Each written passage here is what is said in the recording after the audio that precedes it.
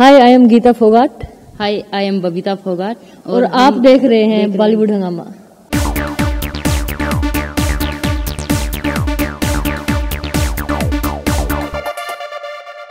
हानिकारक बापू, जब आपने आपने गाना था, इनफैक्ट मैंने आपका इंटरव्यू पढ़ा, आपने ये बोला है कि बापू लाभदायक थे, हानिकारक नहीं थे। लेकिन जब बचपन में थे तो मतलब बचपन में जब तक मैं कैडेट और जूनियर में थी तब तक मुझे लगता था कि मेरे पापा से हानिकारक कोई दुनिया में हो ही नहीं सकता, क्योंकि पापा बहुत स्ट्रिक्ट थे, अभी भी हैं, और उनकी ट्रेनिंग इतनी हार्ड होती थी, तो मतलब ऐसा लगता था कि हमारे पर जुल्म हो रहा है। मतलब इतनी मेहनत, बचपन में बच्चे खेलते कूदते हैं और हमारे ऊपर इतनी मेहनत का इतना प्रेशर, और ऊपर से डांट मार। मैं सबसे ज्यादा पिटती थी। तो फिर बचपन में लगता था, लेकिन अब लगता है कि मतलब अगर पापा नहीं होते तो क्या पता हम यहाँ तक पहुँचते या नहीं पहुँचते, कोई सोचता या नहीं सोचता यहाँ तक।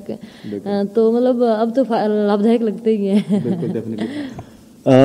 जैसे इसमें गाने में सामने आता है कि दैट आपको नदी में भी मतलब स्विमिंग करने के लिए बोला था, ऐसे स्विमिंग के लिए तो नहीं बोला, लेकिन जो जैसे रनिंग करते थे तो पापा स्कूटर लेके आते थे। ये सब कुछ हमारे साथ हो चुका है, क्योंकि हम जैसे अचार नहीं खा सकते हैं।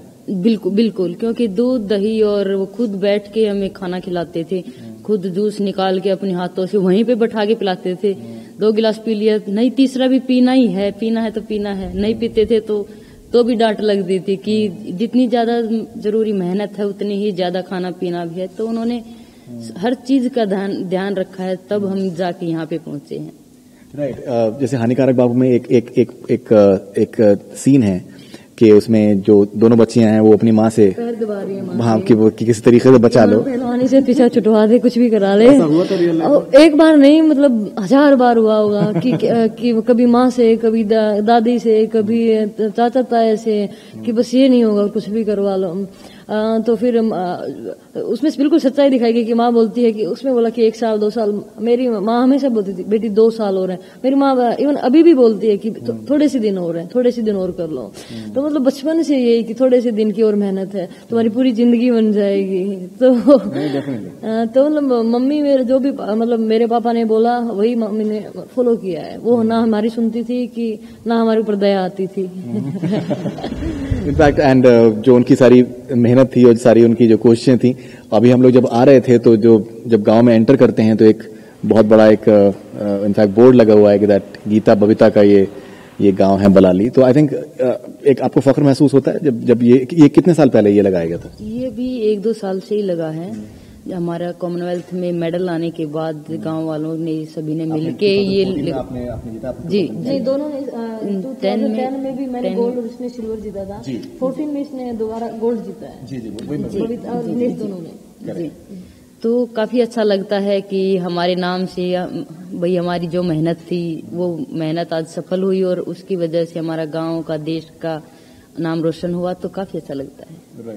एंड वाइडली अवार्ड्स भी आपको मिले, अर्जुन अवार्ड आपको मिल चुका है, and Dronacharya award in fact Mahavir ji को मिल चुका है।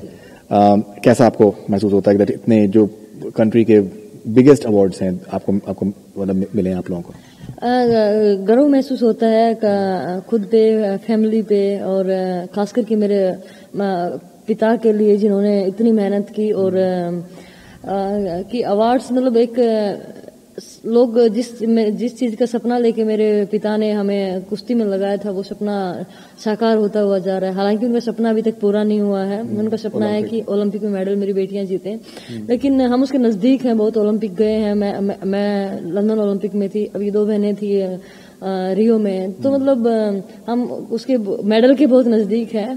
हो सकता है अगले ओलंपिक में हम पापा का उसे अपना पूरा कर दें।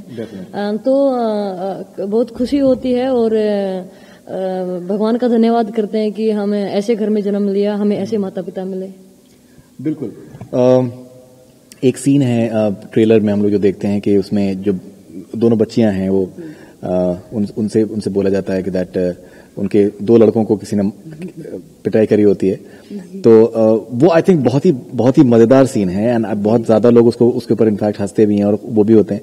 एंड जिस तरीके का आमिर का एक्सप्रेशन होता है कि जब पता चलता है कि दोनों बेटियों ने 2 लड़कों को मारा था, ऐसा रियल लाइफ में हुआ था? जी, मेरे साथ नहीं, लेकिन गीता ने जरूर किया था। मेरे जो भाई थे, जो मेरे ताऊ जी के लड़का था, तो इनकी दोनों की आपस में लड़ाई हो गई थी, तो गीता ने उसको एक किक मार दिया था, तो उसको ऐसे हो गया था कि वो बेहोश होने वाला है। हम सभी वहीं पे थे पास में, तो हमने जाके उसको संभाला कि इनको छुटाया कि लड़ाई मत करो तुम। तो उसके बाद पापा को पता चला, तो पापा ने दोनों की पिटाई की कि तुम लड़े किस लिए हो। जी। तो आपको मतलब वो किक आपको भारी पड़ गई कहीं ना कहीं आपको लगता था एट टाइम्स कि यार वो मारा ही नहीं होता उसको? तो मुझे लगा नहीं था कि वो इतनी तेज लग जाएगा, क्योंकि सोच वो तो, लेकिन उसको लगा ही इतनी तेज वो किक की वो गिर गया। उसको पेट में ऐसी सीधी किक लगी थी तो वो गिर गया था। यस, तो